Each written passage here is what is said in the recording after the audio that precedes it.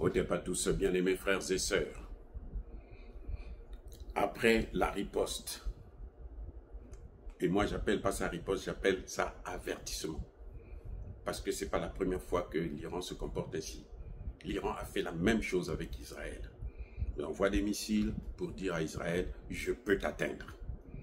Voilà le message que l'Iran a donné aux États-Unis. Je peux atteindre vos intérêts partout là où ils sont, dans la sous-région, même chez toi là-bas aux États-Unis. Donc l'Iran devrait accepter le cessez-le-feu.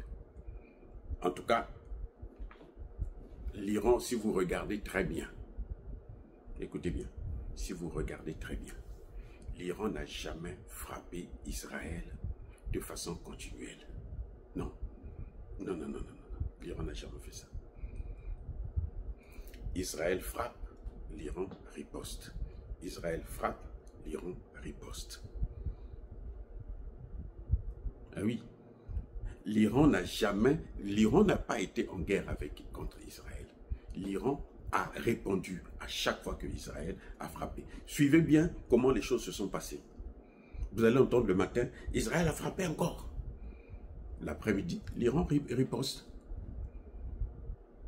Si Israël arrête de frapper, l'Iran arrête aussi. Donc, l'Iran est prêt au cessez-le-feu. L'Iran ne veut pas la guerre. L'Iran est dans l'économie. Écoutez, l'Iran est dans l'économie. L'Iran ne veut pas la guerre. Voilà. L'Iran ne veut pas la guerre. C'est Israël qui veut la guerre, c'est Trump qui veut la guerre. L'Iran ne veut pas la guerre. Eux, ils veulent la guerre parce que eux, ils sont habitués. S'il n'y a pas de guerre, ils ne peuvent pas vivre. L'Iran, qu'il y ait la guerre, qu'il n'y ait pas la guerre, elle peut vivre. Ou il peut vivre. Voilà les amis. Donc, le cessez-le-feu, l'Iran n'a pas de problème pour un cessez-le-feu. L'Iran avait bien dit à Trump qu'il n'y aura pas de paix forcée. Si vous me frappez, nous on répond. Si ton fils me frappe, je réponds. L'Iran l'a bien dit, la politique de l'Iran est claire. Ce n'est pas une capitulation, ce n'est pas une faiblesse, non, au contraire. Et ça donne le temps à l'Iran de se réorganiser et de relancer son économie. L'Iran n'a pas un problème. On vous a dit, l'Iran a une cartouche, c'est le détroit d'Ormuz. Si l'Iran ferme ça, le monde entier sera dans les trous. Trump a commencé à appeler les compagnies de pétrole pour dire non, n'augmentez pas le pétrole. Les gens disent, nous on ne peut pas augmenter le pétrole s'il y a des circonstances qui imposent qu'on augmente le pétrole. Si le pétrole ne vient plus, s'il est rare. Et Trump a eu peur de ça. Trump a eu peur de ça. Et les États-Unis sont prêts à dédommager l'Iran. Pas Israël. Écoutez bien, les États-Unis sont prêts à dédommager l'Iran. Marco Rubio l'a dit. Donc pourquoi voulez-vous que l'Iran puisse continuer à rester dans une guerre qui va ruiner son économie, alors qu'elle est la plus grande économie de la sous-région? Hein? Pourquoi? Pourquoi voulez-vous? Tout ce qu'ils ont voulu faire à l'Iran, ça n'a pas marché. Les frappes de l'Amérique en Iran, ça a été un échec total. Ils ont seulement détruit l'environnement, c'est tout. Ils n'ont pas détruit les centrifugeuses. D'ailleurs, Israël demande aux États-Unis de lui donner la preuve qu'ils ont atteint les objectifs. Israël demande aux États-Unis. Le Sénat américain demande à Trump de lui apporter la preuve qu'effectivement les objectifs ont été atteints. Qui a dépensé de l'argent inutile? C'est les États-Unis. Pour une seule bombe, c'est au moins 2 milliards de dollars pour une seule bombe. Ils en ont envoyé 13. Ça fait combien? Au moins 26 milliards de dollars qu'ils ont dépensés pour la seule journée, pour 30 minutes ou 1 heure de bombardement. Qui a gagné? Qui est perdant? 26 milliards de dollars que les Américains ont perdu là. Vous comprenez?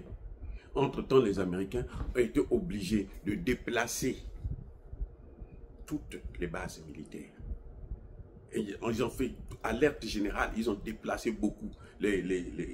Certains soldats américains sont revenus, d'autres on a envoyé dans d'autres bases militaires, ainsi de suite. Tout ça, c'est de l'argent qui coule, qui sort.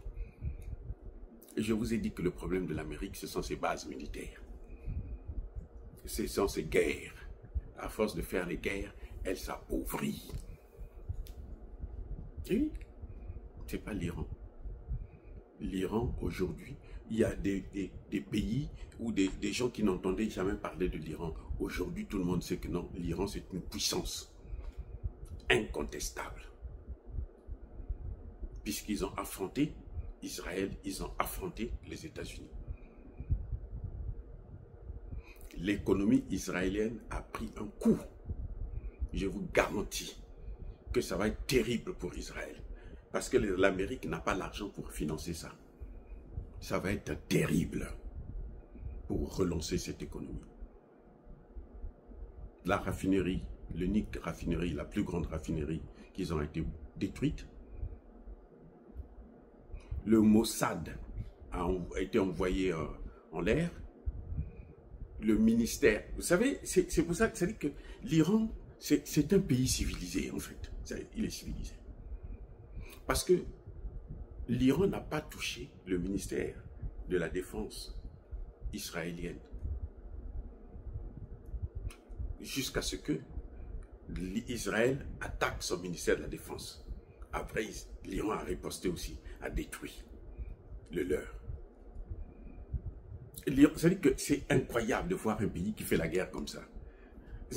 L'Iran ne veut pas la guerre.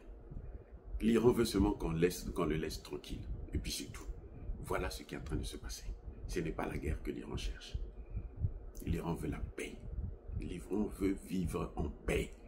L'Iran ne veut pas qu'on puisse l'attaquer, n'importe qu'on puisse l'attaquer, parce que quand vous l'attaquez, elle riposte. Si l'Amérique attaque encore, l'Iran ripostera aussi. Si Israël attaque, l'Iran ripostera. L'Iran n'a jamais fait une guerre où l'Iran ne vous dit pas, ne vous avertit pas. Elle vous avertit 2 fois et la 3e fois, elle frappe fort. Ce que vous avez vu au Qatar, c'est un avertissement. Ce n'est pas une riposte, c'est un avertissement. L'Iran a fait ça aussi à 2 reprises, en avril 2024 et en septembre 2024 en Israël. Il dit, je vais envoyer, il alerte tout le monde américain, il ne fait pas de surprises comme les Américains. Trump est devenu comme un minable partout. Même aux États-Unis, les gens disent, mais attends, toi ton problème c'est lequel? Nous on ne t'a pas élu ici là pour aller faire des guerres. Que l'Iran ait l'arme atomique ou pas, où est ton problème? D'ailleurs l'Iran n'en a pas. Pourquoi tu vas aller faire la guerre là-bas? Donc Trump est confus. Actuellement, c'est ce dossier-là. Il ne sait pas comment gérer ça. C'est une patate chaude. Qui l'a conseillé de rentrer dedans?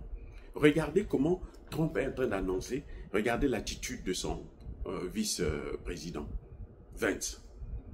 Vous sentez que le gars, il ne sait pas quoi faire. Il dit, ah, mais nous, on est foutus ici. Là. Mais là, qui lui a dit d'aller attaquer l'Iran?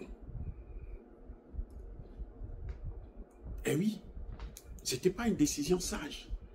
Trump a perdu le reste de confiance qu'il avait en attaquant l'Iran. Trump a tout perdu. Que Israël attaque l'Iran, on est habitué à ça. Mais que Trump attaque l'Iran, il est descendu trop bas. Trop bas. Quelqu'un qui t'a rien fait, qui n'est pas gênant pour toi, tu vas l'attaquer. C'est quoi? Donc le cessez-le-feu sera probablement respecté, sauf si Israël le viole. Mais Israël n'aura pas le courage de violer ça encore, parce que Israël lui-même voulait être sauvé. Et oui, Donald Trump est venu pour sauver. Ce cessez-le-feu-là, c'est une façon de sauver Israël. Et oui, parce que si ça avait continué, je ne suis pas sûr que ce pays-là allait continuer à rester sur la carte. Il allait être rasé, rayé de la carte. Les amis, ce n'est pas du gâteau. On ne provoque pas un lion qui dort. Soyez bénis.